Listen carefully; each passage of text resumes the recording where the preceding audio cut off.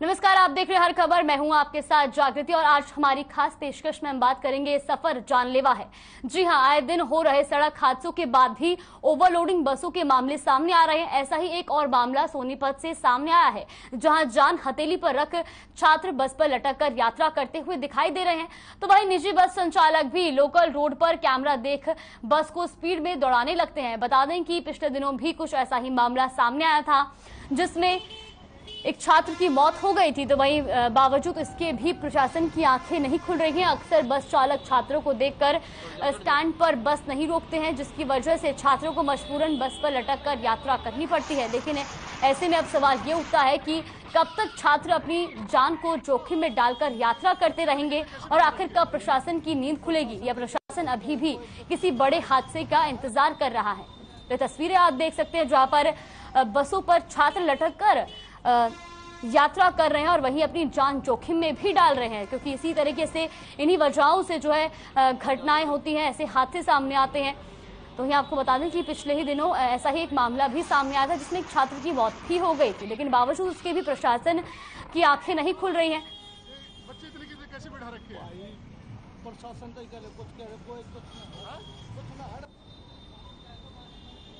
तो आप देख सकते हैं कि चलती बस से छात्र यात्रा कर रहे हैं और चलती बस से उतर भी रहे हैं। और ऐसे में ही पिछले दिनों भी एक छात्र की मौत हुई थी। ऐसे में सवाल ये उठता है कि क्या प्रशासन किसी हादसे का इंतजार कर रहा है, किसी बड़े हादसे का। बच्चे इतने कैसे बैठा रखे हैं? प्रशासन तो कुछ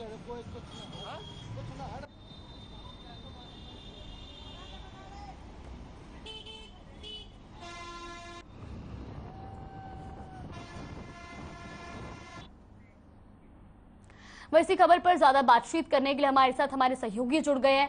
आपको बता दें कि हिसार से अनूप कुंडू और गुरुग्राम से ब्यूरो चीफ प्रवीण शर्मा और लाजपत से सोनीपत से लाजपत हमारे साथ जुड़ गए हैं। लाजपत, सबसे पहले आपका रुख करना चाहूंगी, क्योंकि जिस तरीके से लगातार आए दिन ऐसे मामले आ रहे हैं और ऐसे में बड़ा सवाल ये उठता है, क्या प्रशासन किसी बड़े हादसे का इंतजार कर रहा है? जी बिल्कुल, देखिए जागृति, जब भी कोई हादसा होता है तो खाना पूर्ति बनती है और पुलिस प्रशासन के ऊपर सवाली निशान खड़े होते हैं। लगातार फाइलें बनती हैं और फाइलें दब जाती हैं। सिर्फ खाना पूर्ति की जाती है, लेकिन जिसके साथ हादसा होता है लगातार गुजरते हैं। जैसे सोनीपत में पिछला जो अगर अतीत में बात जाए तो अभी कुछ समय भी नहीं हुआ है, लेकिन एक बच्चे पर जो हरियाणा रोडवेज ने अपना चक्का चढ़ा दिया था और जिसकी मौके पर मौत हो गई थी। आज ये जो तस्वीरें हैं, ये डराने वाली तस्वीरें हैं। आप देख सकते हैं, जब ये बस घूमती है तो पूरा अपना बैलेंस खो देती है। और जब हमने चालक से बातचीत की तो चालक ने भी साफ कह दिया कि यहाँ पर प्रशासन नहीं है। जी जागृति। जी बिल्कुल, प्रवीण जी आपसे जानना चाहेंगे, जिस तरीके से हमने लाजपत से जाना कि वहां पर इस तरीके के मामले सामने आ रहे हैं, इसमें जो बस ड्राइवर है उसका भी कहना है कि यहाँ पर प्रशासन मौजूद नहीं है। क्या गुरुग्राम से भी इस तरीके की तस्वीरें जो है वो देखने को मिलती हैं?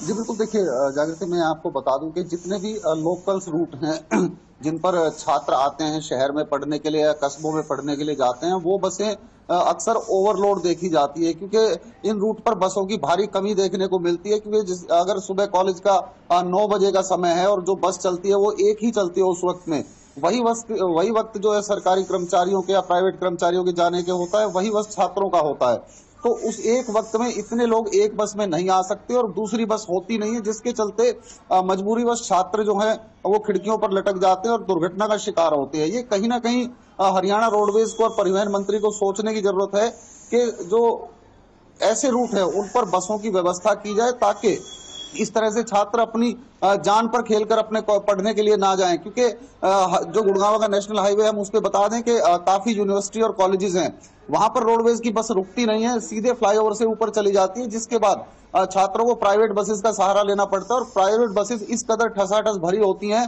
कि कहीं ना कहीं जान जोखिम का कारण बनती है। जी बिल्कुल, अनूप आपसे जानना चाहेंगे, क्या हिसार में भी इस तरह की तस्वीरें सामने आती है और प्रशासन इस पर कितना सतर्क नजर आ रहा है? जागृति, हिसार में तो सबसे ज्यादा बुरा कहा जा सकता है, क्योंकि हिसार में 2-3 बड़ी बड़ी यूनिवर्सिटियां हैं। हरियाणा एग्रीकल्चर यूनिवर्सिटी है, गुरु जम्बेश्वर विश्वविद्यालय है और बहुत सारे कॉलेज हैं। शिक्षा का हब हिसार को माना जाता है और यहाँ पर हजारों छात्र हर रोज शिक्षा ग्रहण करने के लिए आते हैं और देखा जाता है कि किस प्रकार से बसें ओवरलोड होकर के बस स्टैंड पर पहुंचती है। गांव से आने वाले बहुत सारे छात्र सुबह लटक करके बसों की खिड़कियों में, छतों पर सफर करते हैं, जो जानलेवा होता है। अभी कुछ दिन पहले गुरु जम्बेश्वर विश्वविद्यालय के एक छात्र की मौत भी हुई थी और बहुत सारे ऐसे हादसे सामने आए थे।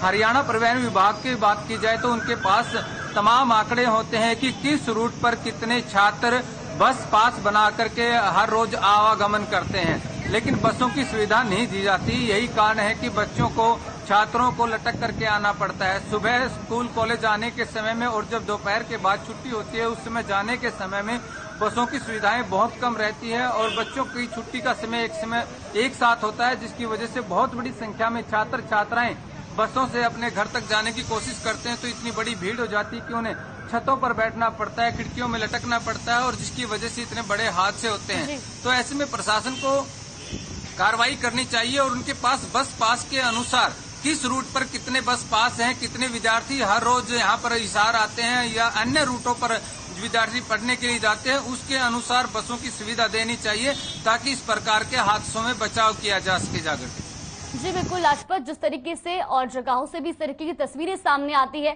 लेकिन बड़ा सवाल ये है कि क्या प्रशासन इस पर कार्रवाई करता नजर नहीं आ रहा और खासतौर पर तो कार्रवाई बस चालक और कंडक्टर पर भी होनी चाहिए जो बस को इतना ओवरलोड करके चलते हैं।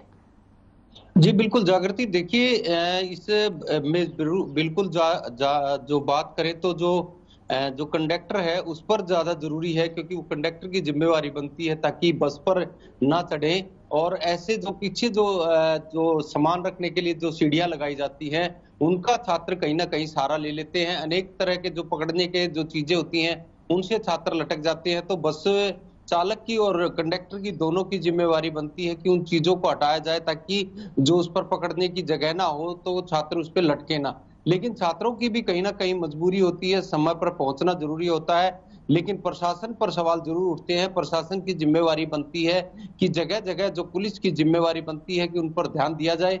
सोनीपत जिले के जो शहर के बीचों बीच जब ये बस गुजरती है, ऐसा नहीं है कि पुलिस के नाके भी होते हैं, जहां से बस गुजरती है वहां पर बस रुकती भी है, लेकिन पुलिस जो अनदेखी करती है जिसका खामियाजा बाद में भुगतना होता है और लगातार छात्राओं की मृत्यु हो जाती है। सोनीपत में पीछे हादसा हुआ था, बड़ा हादसा था जो कि एक छात्र की मृत्यु हो गई थी और लगातार अब अगर आपने बस के हालात देखे हैं, जो अगर बस अनबैलेंसिंग हुई थी, देखा था आपने किस तरीके से तस्वीरों में बयान करता है कि जब बस अनबैलेंसिंग होती है और कितने छात्र उस पर ओवरलोड रहते हैं, अंदर भी होते हैं, छत पर भी होते हैं, खिड़कियों पर भी होते हैं। अनेक जगह है जो छात्र जहां पे पकड़ने की जगह होती है वहीं पर लटक जाते हैं और जो ओवरलोड होने की वजह से पलट सकती है। तो इसलिए कहीं ना कहीं शासन और प्रशासन को इस पर विचार करना चाहिए। जी जागृति। जी बिल्कुल प्रवीण जी, इस तरह के हादसे होते हैं, लेकिन ऐसे में जो है परिजनों को भी अपने बच्चों को जागरूक करना चाहिए कि वो इस तरीके से जो है ओवरलोड मतलब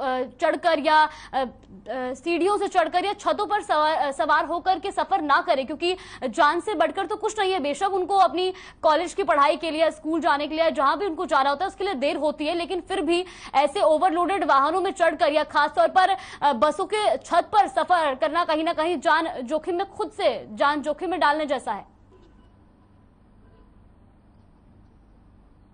जी बिल्कुल जागृति, सही बात है कि अभिभावकों को भी अपने बच्चों को समझाना चाहिए कि वो इस तरह से बस में ना चढ़ें कि जब सीट ना हो, लेकिन मजबूरी उनकी भी है। जागृति, यहाँ पर एक बात को समझिए कि 1 या 2 दिन की अगर बात हो तो छात्र जो है मिस कर सकता है बस को या उस वाहन को मिस कर सकता है जो ओवरलोड है, लेकिन अगर हम हालात देखें तो जितने भी लोकल रूट्स हैं उन पर रोज यही हालात रहते हैं और अगर इस तरह से रोज छात्र अपनी क्लासेस को छोड़ेंगे तो शायद वो पढ़ नहीं पाएंगे, अटेंडेंस शॉर्ट का उनको नोटिस मिल जाएगा। तो कहीं ना कहीं ये सोचने का विषय अभिभावकों के साथ साथ सरकार का भी है और प्रशासन का भी है कि जिस रूट पर छात्र ज्यादा आते हैं, जिस रूट से लोग ज्यादा आते हैं, वहां पर उस समय में अतिरिक्त बसों की व्यवस्था की जाए ताकि छात्र जो है अपने पाठन केंद्र पर समय से पहुंच सके और बिना किसी रिस्क के पहुंच सके। क्योंकि अभी आपने कुछ दिन पहले देखा होगा जींद में छात्रों ने एक प्रदर्शन किया था कि जो बस स्टैंड है वो शहर के बाहर चला गया और शहर से बस स्टैंड तक जाने के लिए छात्रों की कोई व्यवस्था प्रशासन की ओर से नहीं की गई। तो सिटी बस चलाने की मांग को लेकर छात्रों ने प्रदर्शन किया था जींद में, ये खबर हमने चलाई थी। यही एक समस्या है कि छात्रों की जो ट्रांसपोर्टेशन है उस पर सरकार का कोई ध्यान नहीं है।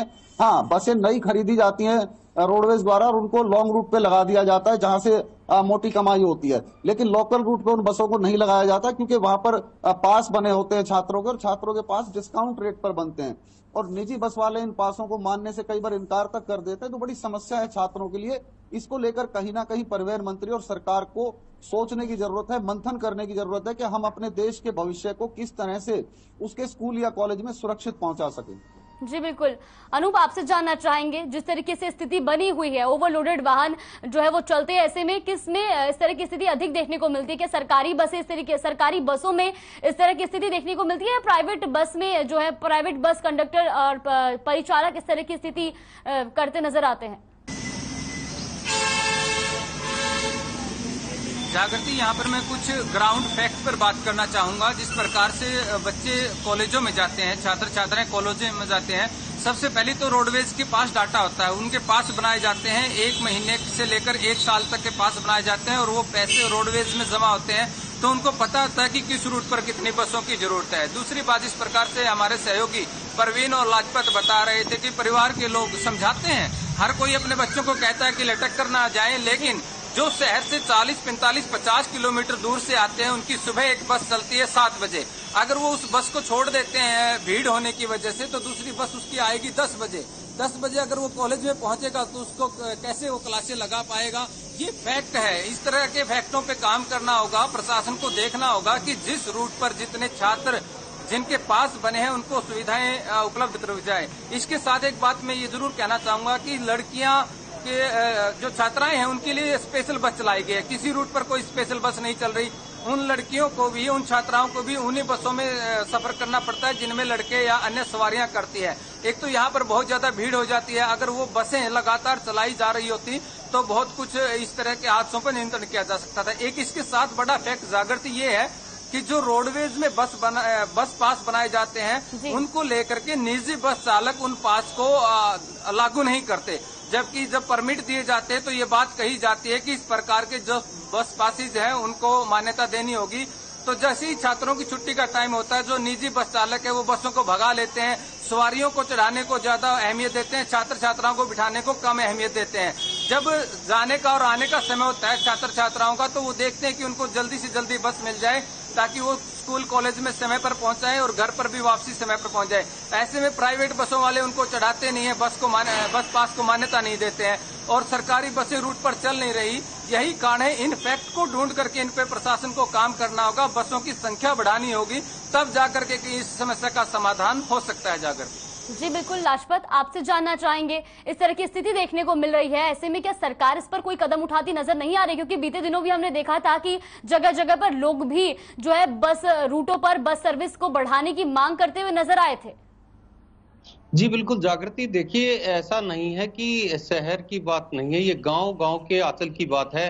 बसों की बहुत ज्यादा डिमांड है, लोग जो है प्राइवेट वाहनों का इस्तेमाल करते हैं, जो सरकार को काफी बड़ा फायदा हो सकता है। अगर जगह जगह से अगर टूर पर बसें लगाई जाए, सरकारी बसें लगाई जाए तो सरकार को भी बेनिफिट होगा, लोगों को भी बेनिफिट होगा, क्योंकि काफी लोगों को राहत मिलेगी। और लेकिन लगातार जैसे बसों की कमी है वो दिखाई देती है और लेकिन लगातार जो है लेकिन बीते दिनों सरकार ने भी बसें जो है वो बढ़ाई थी, लेकिन क्या बावजूद इसके प्रशासन इस पर कोई हरकत करता नजर नहीं आ रहा है?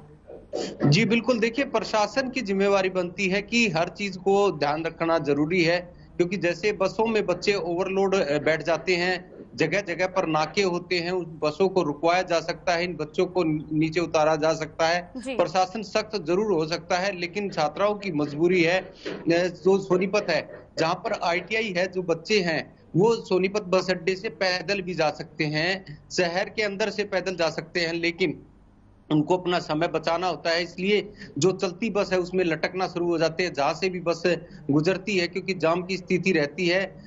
जो जाम की स्थिति का फायदा उठाते हैं बच्चे, ऐसे ही लटक जाते हैं, काफी बच्चे लटक जाते हैं और इससे काफी बड़ा हादसे का जो नोता देते हुए दिखाई दे रहे हैं। जी बिल्कुल लाजपत, लेकिन यहाँ पर जिस तरीके से आप बता रहे तो इसका मतलब यहाँ पर जान से ज्यादा समय को अहमियत दी जा रही है, लेकिन अगर जान ही नहीं रहेगी तो समय की क्या अहमियत रह जाएगी? जी बिल्कुल, देखिए जो जिम्मेवारी बनती है, जहां पर छात्र अपनी शिक्षा प्राप्त करने जाते हैं, उन टीचरों की भी जिम्मेवारी बनती है, प्रशासन की भी जिम्मेवारी बनती है, खुद की भी जिम्मेवारी बनती है। जान से खेलना कोई आसान बात नहीं है, लेकिन इस तरह जो बसों में लटकना, ये एक बिल्कुल इसको नकारा जा सकता है, इसको देखा जा सकता है। बच्चों को पैदल भी चलना चाहिए, पैदल जाकर अपना जो है नजदीक अगर हो तो वहां पर जाना चाहिए, ताकि इस तरह के हादसों से बचा जाए। और लेकिन बच्चे जो हैं वो लापरवाही करते हैं। जी जागृति। जी बिल्कुल, प्रवीण जी आपका रुख करना चाहेंगे, आपसे जानना चाहेंगे, क्योंकि लापरवाही जो है वो सिर्फ सरकार की नहीं है, प्रशासन की नहीं है, लापरवाही बस कंडक्टर, चालक और साथ ही साथ उस पर सवारी जो बैठती है उनकी भी लापरवाही है। जी बिल्कुल, जागृति, देखिए इसमें सबकी लापरवाही बनती है, छात्रों की भी लापरवाही बनती है, ड्राइवर चालक की भी बनती है और सरकार की भी बनती है, क्योंकि एक मजबूरी है कि बसों की संख्या बहुत कम है लोकल रूट्स पर, तो उस दौरान जो है छात्रों को लटकना पड़ता है। और कंडक्टर और ड्राइवर की अगर हम बात करें, अगर यदि वो बस भरी होने के बावजूद स्टॉप पर नहीं रोकते हैं तो फिर छात्रों के प्रदर्शन का उनको सामना करना पड़ता है। ऐसा हमने काफी जगह देखा है।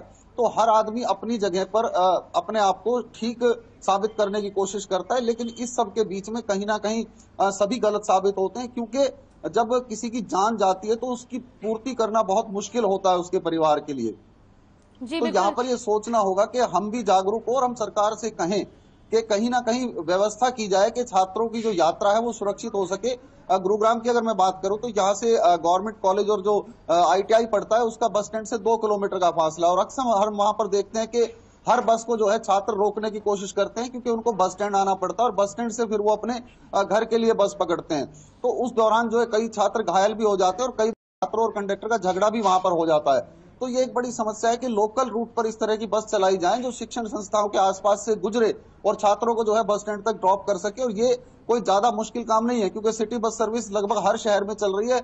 जरूरत है तो सिर्फ उनके एक रूट को व्यवस्थित करने की, कि जिस समय छात्रों की छुट्टी का समय होता है और जिस समय स्कूल लगने का समय होता है उस समय उन बसों का रूट उन शिक्षण संस्थानों के पास से होकर गुजरे, ताकि छात्र जो है बिना किसी जोखिम के अपने विद्यालय में पहुंच सके, अपने कॉलेज में पहुंच सके। तो एक प्लानिंग की बहुत ज्यादा जरूरत है। गलतियां हैं, लेकिन उन गलतियों को इस प्लानिंग के साथ सुधारा जा सकता है। जी बिल्कुल प्रवीण जी, जैसा कि आपने बताया कि झगड़ा, तो कई बार हमने ये भी मामले सुने हैं कि जब संचालक और जो परिचालक या जो चालक होते हैं, जब वो इस पर कार्रवाई करने की कोशिश करते तो उनके साथ भी मारपीट होती है।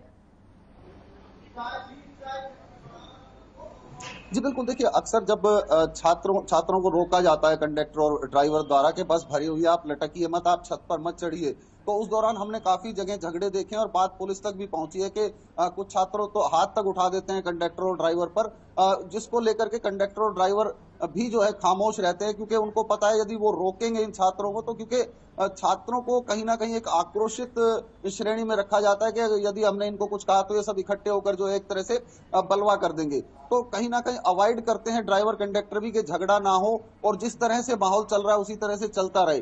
तो इसमें छात्रों को भी समझना चाहिए कि वो अपनी मांग को लेकर जिला प्रशासन से मिलें, संबंधित अधिकारियों से मिले और उनसे डिमांड करें कि उनके रूट पर बस चलाई जाए, बजाय इस तरह यात्रा करने के या फिर ड्राइवर कंडक्टर से झगड़ा करने के। उन्हें चाहिए कि अपने जो संस्थान के मुखिया है, जो उनके प्रिंसिपल हैं या जो उनके हेड हैं, उनसे जाके वो बात करें कि उनके लिए प्रशासन से गुहार लगाई जाए कि उनके लिए ट्रांसपोर्ट की व्यवस्था की जाए।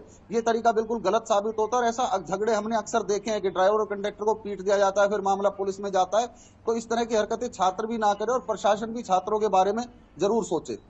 जी बिल्कुल, अनूप आपसे जानना चाहेंगे, इस तरीके की जब स्थिति होती है, क्या आपने प्रशासन से बातचीत करने की कोशिश की हो, तो प्रशासन का इस पर क्या कुछ कहना है? क्योंकि प्रशासन की एक बड़ी लापरवाही इसमें सामने आ रही है और प्रशासन ही इसमें एक अहम रोल अदा करता है, एक अहम भूमिका निभाता है, क्योंकि अगर प्रशासन इस पर रोकथाम लगाएगा तभी इस तरह की घटनाओं पर भी अंकुश लग सकता है। जागृति, समस्या कहाँ है? सबसे पहले ये देखना पड़ेगा। समस्या यहाँ पर दो तरह की निकल के आ रही है। एक तो ये है कि छात्राओं के लिए 60 किलोमीटर तक फ्री पढ़ने की सुविधा तो दे दी गई कि उन्हें पास बनवाने की जरूरत नहीं है, लेकिन उनके लिए संसाधन नहीं जुटाए गए। और जो कोरोना समय में बसें रूट के चलने की बजाय डिपो में खड़ी हैं, वो आज भी खड़ी ही हैं।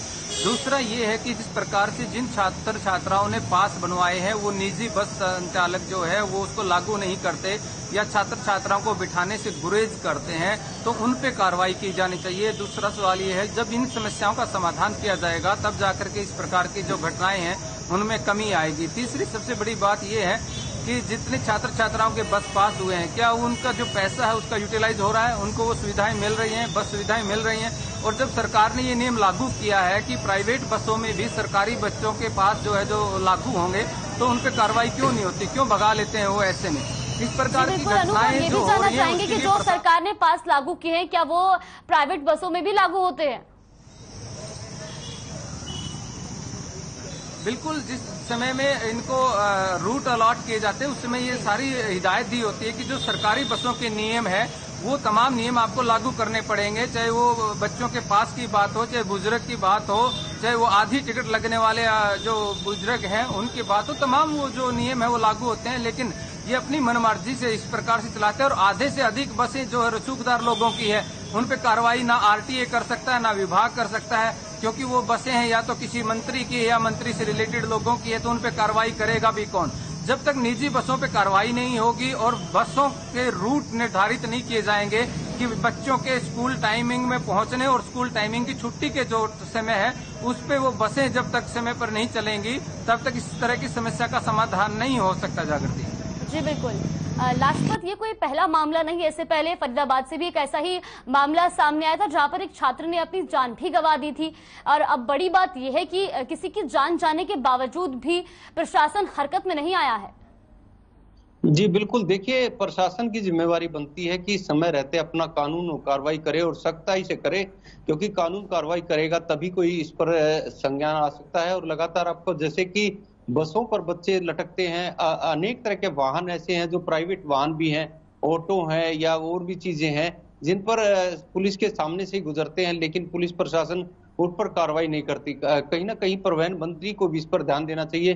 परिवहन मंत्री की जिम्मेवारी बनती है कि वो समय रहते जो हर चीज पर ध्यान रखें, उनकी जिम्मेवारी बनती है, क्योंकि देश का जो रेवेन्यू है, जो टैक्स का पैसा है या जो गाड़ियों बसों से चलने वाला पैसा है, वो देश के काम आता है और वो रनिंग में रहता है, लेकिन इसका लापरवाही रहती है। और काफी जैसे हमारे सहयोगी जो बता रहे थे हिसार से कुंडू, जो कि ये बात सत्य है कि जो डिपो होते हैं उनमें काफी बसें ऐसी खड़ी रहती हैं जिनकी जरूरत होती है और वो वाहन चल सकते हैं, लेकिन अनदेखी रहती है और वो ऐसे ही बसें खड़ी रहती हैं। और लगातार जैसे डिमांड है, पूरे हरियाणा की बात करें तो हर एक जो डिपो है वहां पर बसों की बहुत ज्यादा जरूरत है, जिससे प्राइवेट वाहन भी फायदा उठा रहे हैं और कहीं ना कहीं सरकार इस पर कोई ठोस कदम नहीं उठाना चाहती। जी जागृति।